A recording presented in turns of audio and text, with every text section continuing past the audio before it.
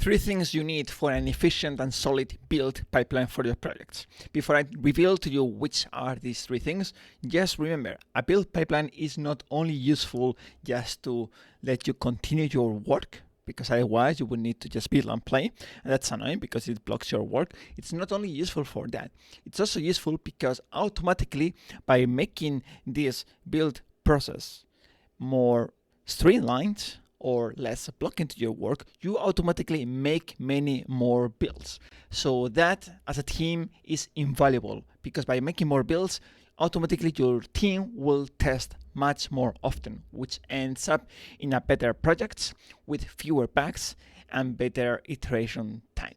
Not only that, then you can start making A/B tests. An A/B test is nothing else than, hey, I have feature A, and I'm going to add a bit of a cherry on top of that, or I'm going to make some changes or optimization or something like that, so that it turns into feature B. So with my build pipeline, I just make a build for feature A, and I make another build for feature B, and I just compare them, right? And I don't need to actually stop working at all. I can just make the changes, then say to the build pipeline, please build this branch and also build this other branch. Then I have two builds and I can just compare them myself or the stakeholders. Hey, I changed the way we do physics. What do you like more? Boss or project manager or whatever. Okay, here are the builds. And my all-time favorites, okay, something that people don't talk about when you have a solid build pipeline, is that automatically you can start doing really cool automations. For example, for some of my clients, here's a build pipeline that every time that I commit something, that speeds two builds, or actually three builds, okay? One for WebGL, which is the client, another one for the dedicated Linux server, and the other one for the standalone Windows client, automatically, so that these three builds correspond to the same code. If you need to do this manually, good luck with that. It is annoying because you also need to be changing all the time the platform. Okay, it's a waste of time, it's a waste of focus, it's a waste of energy, it's a waste of life if you do it like that.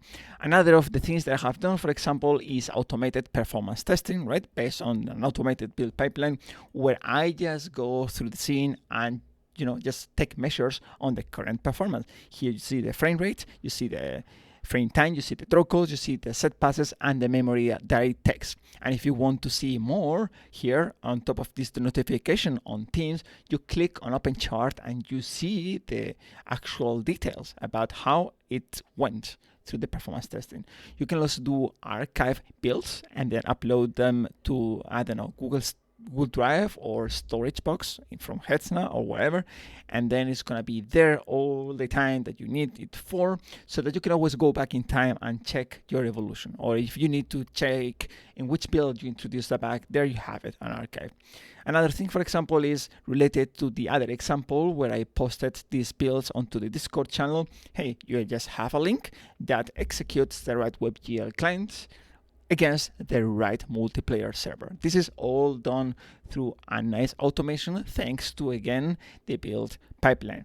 Now, talking about the build pipeline, I said that you need three components, okay? So based on my over 400 or 500 hours that I have spent on Jenkins, GitLab CI, GitHub, Pathfiles, Unity editor scripts, Unity Cloud Build, all this stuff, okay? Based on 400 or 500 hours that I have spent on this, I have gone through a lot of pain, okay? Totally, to be transparent with you, but always the gains were worth. Not even a single time I have really regretted working on a build pipeline, even if it's a one-man team. Amazing. I do not work anymore for any client that has no build pipeline, or if I do work for a client that has no build pipeline, this is one of the first things that I do.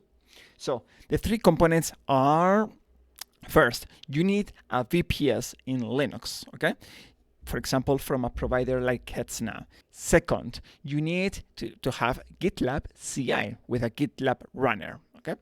Third, you need Docker, which is the perfect software that I have found so far, so that you can just make your builds and have your configurations really independent from each other. And now, once you have Docker, you want to install Game CI based on that. So three components: VPS, on Linux.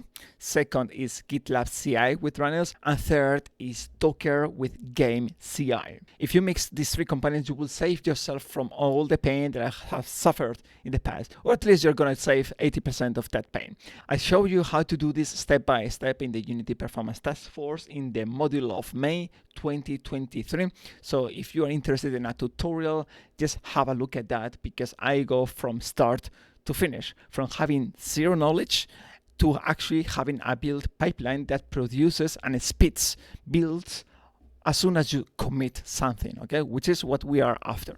And if your studio is interested in actually having a build pipeline like this that offers possibilities for integrating with multiple automations in the future, my team and I can help.